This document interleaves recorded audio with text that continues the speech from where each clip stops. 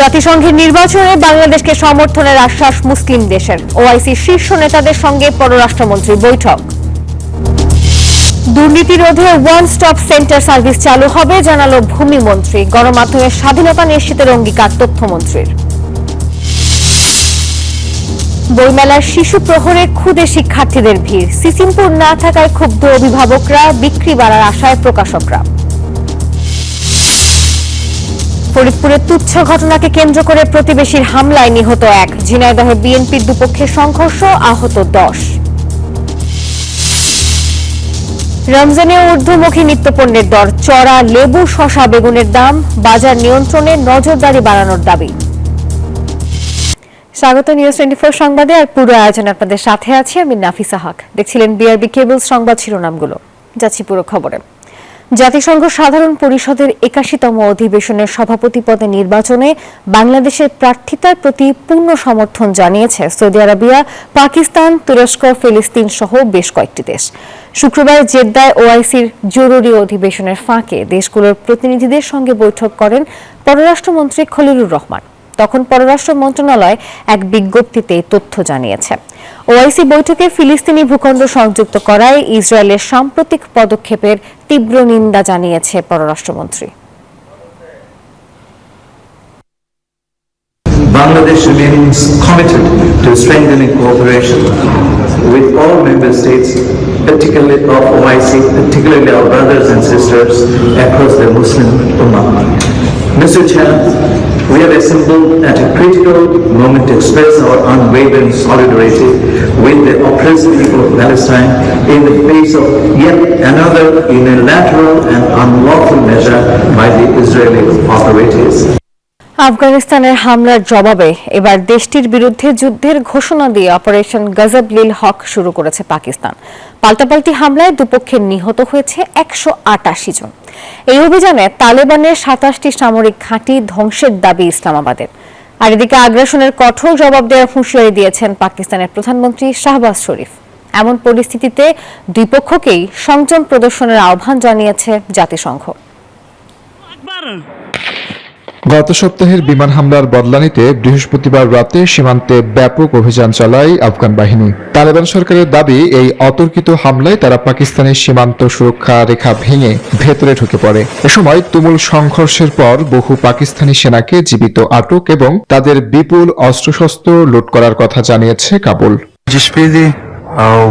তবে পাকিস্তান সেনাবাহিনী এই দাবি নাকচ করে জানিয়েছে আফগানদের বিনা উস্কানির হামলার দাঁত ভাঙা জবাব দেওয়া হয়েছে। এর মধ্যে যুদ্ধ ঘোষণা করে দেশটির বিরুদ্ধে অপারেশন গজব লিল হক শুরু করেছে ইসলামাবাদ। তাদের দাবি, পাল্টা অভিযানে আফগান ভূখণ্ডের একাধিক ঘাঁটি ও জংশন পয়েন্ট গুঁড়িয়ে দেওয়া হয়েছে। যথাযথ ও শক্তভাবে প্রতিটি আগ্রাসনের জবাব দেওয়া হবে বলে জানিয়েছেন পাকিস্তানের প্রধানমন্ত্রী শাহবাজ শরীফ। দুই দেশের ক্রমবর্ধমান সীমান্ত সংঘর্ষ ও সহিংসতা বেড়ে যাওয়ায় গভীর উদ্বেগ প্রকাশ করেছে জাতিসংঘ। উত্তেজনা কমিয়ে শান্তি বজায় রাখার আহ্বান জানিয়েছেন মহাসচিব Antonio Guterres. Desk report, news 24। ভূমি খাতের সমস্যা ও অনিয়ম দূর করতে উন্নত দেশের মতো ওয়ান স্টপ সার্ভিস চালু করা হবে বলে জানিয়েছেন ভূমিমন্ত্রী মিজানুর রহমান মিনু। শুক্রবার সকালে রাজশাহীর পদ্মা কমিউনিটি সেন্টারে দলীয় নেতাদের সাথে মত বিনিময় সভায় কথা বলেছেন তিনি। বলেন, দুর্নীতি অনিয়ম দূর করে ভূমি মন্ত্রণালয়ের স্বচ্ছতা ফেরানো হবে। জনগণের ভোগান্তি কমিয়ে ভূমি ব্যবস্থাকে আধুনিক করতে একটি টিম ওয়ার্কের মাধ্যমে কাজ করছে সরকার বলেও তিনি জানিয়েছেন।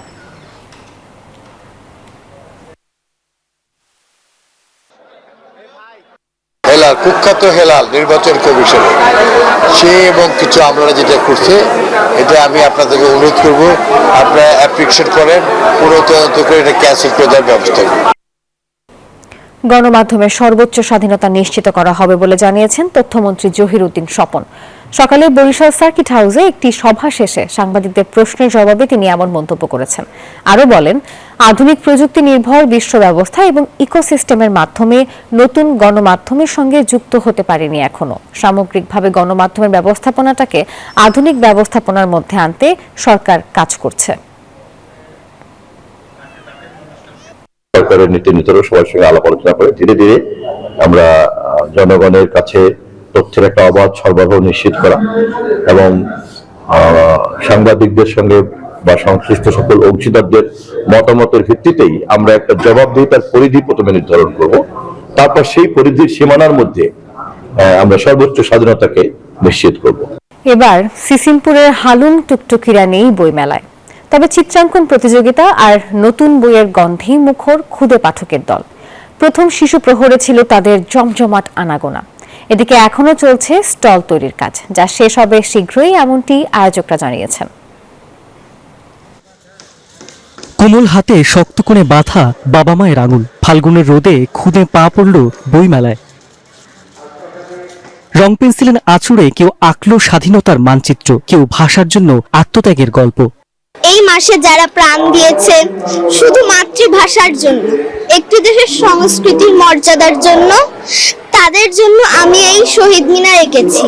আমাদের পূর্বপুরুষেরা আন্দোলন করেছে ভাষার জন্য, মাতৃভাষার জন্য সংগ্রাম করেছে, আর মুক্তিযুদ্ধ, গণঅভ্যুত্থান, এই সব ইতিহাস পড়ে আমরা নিজেরা আরো গর্ববোধ করি, এবং এগুলোকেই এই ভাষার মাসে ফুটিয়ে তোলার জন্য আমি বাংলা একাডেমিতে এসেছি এবং এই ছবিটা এঁকেছি।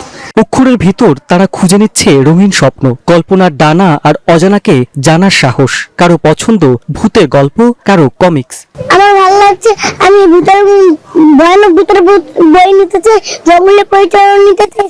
এবার হালুম টুকটুকিরা নেই, তাতে কি পাপের থিয়েটারই বা কম কিসে? আগের বই মেলাগুলোতে অনেক ক্রাউড হতো, অনেক বাচ্চারা এসে বই দেখতো, অনেক ইন্টারেস্টেড থাকতো, কিন্তু এখন হচ্ছে জাস্ট অল্প কয়েকজন আসতেছে, মানে বইয়ে এত কারোর ইন্টারেস্ট নাই। প্লাস সিসিমপুরটা মিস করতেছে। আমি বড় হয়ে গেছি, কিন্তু তা আমার এখনো সিসিমপুর মিস করি। মেলার দ্বিতীয় দিনেও হাতুড়ি পেরেকে ঠোকাঠুকি, শিগগিরই সম্পন্ন হবে সবকিছু, আশা আয়োজকদের। হলো যে আমরা তো সবকিছু সেটেল করতে পেরেছি আসলে মেলা শুরু হওয়ার 2-3 দিন আগে, ঠিক আছে? ফলে এটা তৈরি হচ্ছে, সবাই আগ্রহের সঙ্গে তৈরি হচ্ছে। আগে হয়তো সময় পেতো 8-10 দিন, এখন পেয়েছে 2-3 দিন, ফলে মেলার 1-2 দিন যাচ্ছে।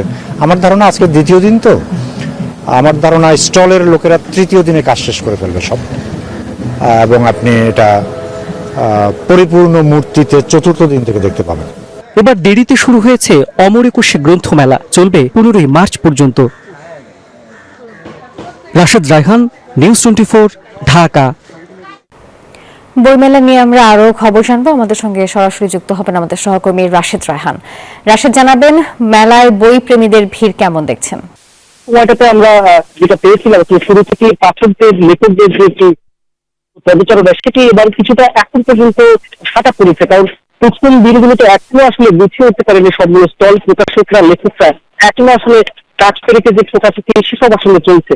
এখন পর্যন্ত সবগুলো স্টল গুছিয়ে উঠতে পারেনি। মোহাম্মদ আজম, যিনি বাংলা একাডেমির এখন পর্যন্ত সবগুলো স্টল গুছিয়ে উঠতে পারেনি। মোহাম্মদ আজম, যিনি বাংলা একাডেমির পরিচালক, তার সাথে আমরা সকালে কথা বলেছিলাম। তিনি আমাদের জানিয়েছেন যে 1-2 দিন সময় লাগবে, এর মধ্যে বাকি স্টলগুলো সেজে উঠবে এবং তারপর থেকে আরো জমজমাট উঠবে। এবং তিনি আরো বলছিলেন যে আবহাওয়া আসলে অনুকূলে না থাকায় এই গরমের মধ্যে আসলে এই সময়টাতে আসলে একটু পাঠকদের যে পদচারণা সেটি কিছুটা কম, এবং বিকাল বা সন্ধ্যা করালে তখন হয়তো মানুষের যে পদচারণা সেটি আরো বাড়বে। এবং বরাবরের মতোই এবারও অনেকগুলো প্যাভিলিয়ন স্টল কিন্তু সেজেছে, যেটি 600-রও বেশি, এবং নানান রকম নতুন বইও কিন্তু এবার আসলে এসেছে।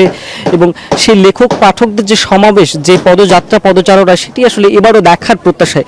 এবং আজ যেহেতু ছুটির দিন, শুক্র, স্বভাবতই বিগত সময়গুলোতে যেরকম ভিড়টা আসলে আশা প্রকাশকরা বা বিক্রেতারা করছিলেন, সে তুলনায় এখনো আসলে এই দুপুরটাতে সেরকম চিত্র আমরা দেখতে পাচ্ছি না। তবে সময় গড়ালে সেটির পরিবর্তন ঘটবে, এমনটা তাদের প্রত্যাশা। এবং আজ যেহেতু শিশু প্রহর ছিল, আপনি জানেন যে প্রতি শুক্র ও শনিবারে এই বইমেলাতে শিশুদের চত্বরে নানা রকম আয়োজন থাকে, আর সে আয়োজনও কিন্তু আজকে আমরা দেখেছি। চিত্রাঙ্কন প্রতিযোগিতা, কবিতা আবৃত্তি, এবং তাদের ঘোরাঘুরি করা, বই কেনা, আর সেসব চিত্র আমরা দেখেছি। টুকটুক করে লেখক প্রকাশকরা সবাই আসছেন, বই নিয়ে আসছেন, স্টল সাজাচ্ছেন, এবং যে স্টলগুলো এখনো সাজিয়ে উঠতে পারেনি, স্টলগুলো কাজ কিন্তু হচ্ছে। এবং সবকিছু মিলিয়ে আসলে বইমেলা কিন্তু ধীরে ধীরে জমে ওঠার দ্বার প্রান্তে কিন্তু আছে। এবং বইমেলা যেহেতু 15 মার্চ পর্যন্ত হবে, এবং বাংলা একাডেমি ডিজি আমাদের আরও জানিয়েছেন যদি প্রয়োজন হয়, লেখক প্রকাশকরা চান, পাঠকরা চান, সেক্ষেত্রে এই সময়সীমা বৃদ্ধিও করা হতে পারে। এই ছিল বইমেলার খবর আমার থেকে। রাশেদ, ধন্যবাদ আপনাকে। এবারে জেরুসালেম নির্বাচন বিশ্লেষণ।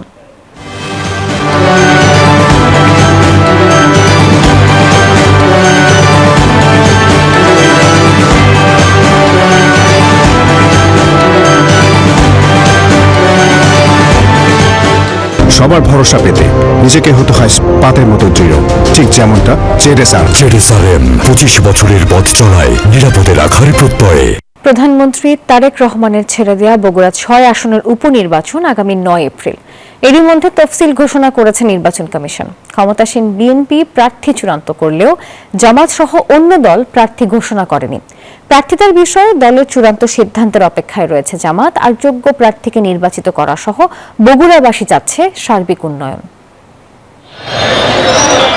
সদর উপজেলা নিয়ে গঠিত জাতীয় সংসদের বগুড়া 6 আসন। ইতিহাস ঐতিহ্যের শহর খ্যাত বগুড়া বিএনপির দুর্গ। প্রয়াত প্রধানমন্ত্রী বেগম খালেদা জিয়া এই আসনে একাধিকবার বিপুল ভোটে বিজয়ী হন। ত্রয়োদশ সংসদ নির্বাচনে মায়ের আসনে বিপুল ভোটে বিজয়ী হয়ে প্রধানমন্ত্রী হন তারেক রহমান। দুটি আসনে জয়ী হওয়ায় তিনি বগুড়া 6 ছেড়ে দেয়ায় আসনটি শূন্য হয়। এরই মধ্যে উপনির্বাচনের তফসিল ঘোষণা করেছে নির্বাচন কমিশন।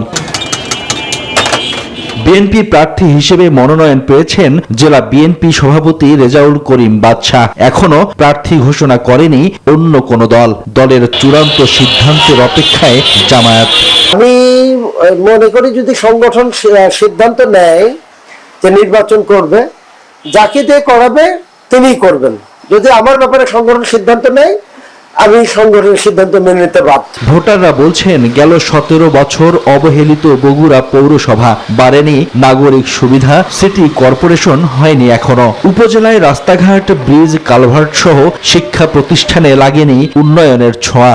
বগুড়া যে উন্নত এবং শিল্প কারখানার দিক দিয়ে আরো উন্নয়ন হবে, এই রকম নেতা আমরা বগুড়ার ব্যবসায়ীরা সব। সার্বিক উন্নয়ন, শিক্ষা থেকে শুরু করে যেগুলো দিক আমাদের এখন উন্নয়ন করা দরকার, এটাই যেন হয়। এটাই যাক দিলে পরে বগুড়াবাসীর উন্নয়ন হবে, তাক দিলেই আমরা আলহামদুলিল্লাহ। জনগণের প্রত্যাশা পূরণের আশ্বাস বিএনপি প্রার্থীর। আমরা আশা করি এবারের জনগণের প্রত্যাশা অনুযায়ী দলীয় সিদ্ধান্ত হবে এবং জনগণের প্রত্যাশা পূরণ হবে। যোগ্য নেতৃত্ব বেছে নেবে বগুড়ার মানুষ, এমনটাই মনে করেন এই বিশ্লেষক। আমরা আশা করছি যে বগুড়ার যে বাসী যারা আছেন তারা সে ধরনের নেতৃত্বকে বেছে নেবেন, যার মাধ্যমে বগুড়ার উন্নয়ন হবে, সেই সঙ্গে দেশের উন্নয়ন হবে। আগামী 2 মার্চ মনোনয়নপত্র দাখিলের শেষ দিন, 5 মার্চ বাছাই, 14 মার্চ প্রত্যাহারের শেষ দিন এবং 15 মার্চ প্রতীক বরাদ্দ। ভোট গ্রহণ অনুষ্ঠিত হবে 9 April. Desk report, news 24। July গণ অভ্যুত্থানে ঢাকার মিরপুরে পায়ে গুলিবিদ্ধ হয়ে পঙ্গুত্ব বরণকারী আদাম আমিন জীবনের নিরাপত্তার দাবি জানিয়েছেন। শুক্রবার নিজ বাসার সংবাদ সম্মেলনে তিনি অভিযোগ করে বলেন, গতকাল রাতে তার উপর হামলা চালায় আওয়ামী লীগের সন্ত্রাসীরা। 3 মার্চ আন্তর্জাতিক অপরাধ ট্রাইব্যুনালে সালমান এফ রহমান এবং আনিসুল হকের বিরুদ্ধে সাক্ষ্য দেওয়ার কথা রয়েছে তার, আর সাক্ষ্য দেওয়াকে কেন্দ্র করেই তার উপর হামলা চালিয়েছে সন্ত্রাসীরা। এই ঘটনায় মিরপুর মডেল থানায় অভিযোগ দায়ের করেছেন আদামের পরিবার। কোনো কথাবার্তা ছাড়াই তারা আর কি 10-15 জন আমার উপরে লাঠি, তারপরে ঘুষি, যে যার মতো পারছে আমাকে প্রহার করছে। আর সালমান এফ রহমান এবং আনিসুল হকের বিরুদ্ধে যেই আমি রাজসাক্ষী, আমি সেটা যাতে দিতে না পারি, তারা আর কি আমাকে প্রাণনাশ করতে চাইছিল। এখন আমি আমার জীবন নিয়ে শঙ্কায় আছি। আমি রাষ্ট্রের কাছে নিরাপত্তা চাই। ফরিদপুরের গোয়ালচামটে তুচ্ছ ঘটনাকে কেন্দ্র করে জুয়েল নামের এক যুবককে কুপিয়ে হত্যা করেছে প্রতিবেশীরা। প্রত্যক্ষদর্শীরা জানান, সকাল 7টার দিকে প্রতিবেশী সারফরাজের স্ত্রী মনি বেগমের সঙ্গে বাড়ির মালিক রোকেয়া বেগমের বাগবিতণ্ডা হয়। এ সময় সারফরাজ ও তার 2 ছেলে রোকেয়ার উপর হামলা করে। পরে রোকেয়ার 2 ছেলে জুয়েল এবং সোহেল প্রতিহত করতে আসলে তাদেরকে পিটিয়ে এবং কুপিয়ে জখম করে সারফরাজ এবং তার দলবল। পরে আহতদের উদ্ধার করে ফরিদপুর মেডিকেলে নিলে চিকিৎসক জুয়েলকে মৃত ঘোষণা করে, আর সোহেলকে গুরুতর অবস্থায় উন্নত চিকিৎসার জন্য ঢাকায় পাঠানো হয়। এই ঘটনায় 2 জনকে আটক করেছে পুলিশ।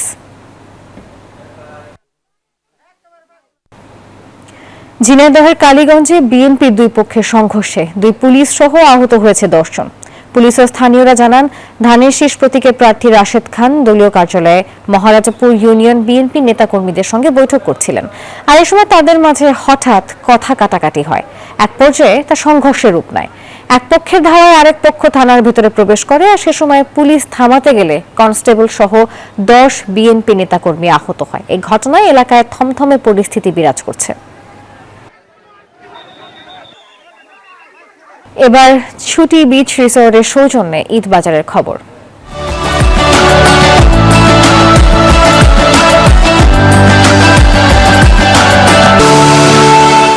ঈদ উপলক্ষে রাজধানীর মার্কেটগুলো চলছে কেনাকাটা। অনেকে গ্রামে ঈদ উদযাপনের জন্য আগেভাগে ঈদের শপিং করার জন্য বিপণী বিতানগুলোতে ভিড় জমাচ্ছেন। দর্শক, এই নিয়ে আমরা আরো খবর জানবো। বিস্তারিত জানাতে যুক্ত হবেন সহকর্মী নামিরা আহমেদ। নামিরা, জানাবেন ছুটির দিনে আপনি শপিং মলগুলোতে ক্রেতাদের ভিড় কেমন দেখছেন, দামাদামি কেমন, বিক্রেতাই বা কি বলছে? ধন্যবাদ আপনাকে। এই মুহূর্তে আমি আছি ধানমন্ডির একটি শপিং মলে এবং এখানে কিন্তু আগের তুলনায় ভিড় একেবারেই নেই বললেই চলে। এখানে বিক্রেতা থেকে শুরু করে অন্যান্যরা যারা আছে সংশ্লিষ্ট, তারা বলছেন যে গত বছরের তুলনায় এবছর আসলে মার্কেটে তেমন একটা কেনাবেচা হচ্ছে না এবং ক্রেতা যারা আছেন তাদের সঙ্গে কথা বলে একটি বিষয় জানা গেছে যে যেহেতু তারা গতবারের তুলনায় এবার একটু বেশি আশাবাদী ছিল, যেহেতু দেশে একটি পরিবর্তন এসেছে, সের মধ্য দিয়ে কিন্তু তবুও আশানুরূপ কোনো কিছুই হচ্ছে না বলে তারা জানাচ্ছেন। বিক্রেতারা বলছেন এদিকে ডলারের দাম একটু উচ্চ থাকায় কিন্তু এ ধরনের সমস্যার সম্মুখীন হচ্ছেন। না চাইতেও আসলে সব কিছু সমস্যার সমাধান হচ্ছে না, তেমন একটা কেনাবেচা নাই বললেই চলে। আসন্ন ঈদ উল ফিতরকে কেন্দ্র করে অন্যান্য যে মার্কেটগুলো আছে, অর্থাৎ রাস্তার পাশে যেই মার্কেটগুলো রয়েছে, আমরা জানি যে ফুটপাতে বর্তমানে বাংলাদেশে অনেক মার্কেট রয়েছে, সেই মার্কেটগুলোতে কিছুটা ভিড় দেখা গেলেও শপিং মলগুলোতে তেমন একটি ভিড় নাই। তো এই ছিল ঈদ বাজারকে কেন্দ্র করে আমার কাছে তথ্য। ফিরে যাব স্টুডিওতে। নামিরা, ধন্যবাদ আপনাকে। বঙ্গোপসাগরে অপহৃত জেলেদের মধ্যে 10 লাখ টাকা মুক্তিপণ দিয়ে একটি ট্রলার সহ 5 জেলে দস্যুদের জিম্মি দশা থেকে ফিরে এসেছে। সুটকিপল্লী আলোর কোলের রামপাল বেল্টের সভাপতি মুতাসসিন ফারাজি বিষয়টি নিশ্চিত করেছেন। এদিকে 11 দিন পার হলেও অপহৃত বাকি 21 জেলে এখনো উদ্ধার হয়নি। উদ্বেগ ও উৎকণ্ঠায় দিন কাটাচ্ছেন তাদের পরিবার। জেলেদের উদ্ধারের চেষ্টা চালাচ্ছেন নৌবাহিনী, কোস্টগার্ড, র্যাব ও পুলিশ।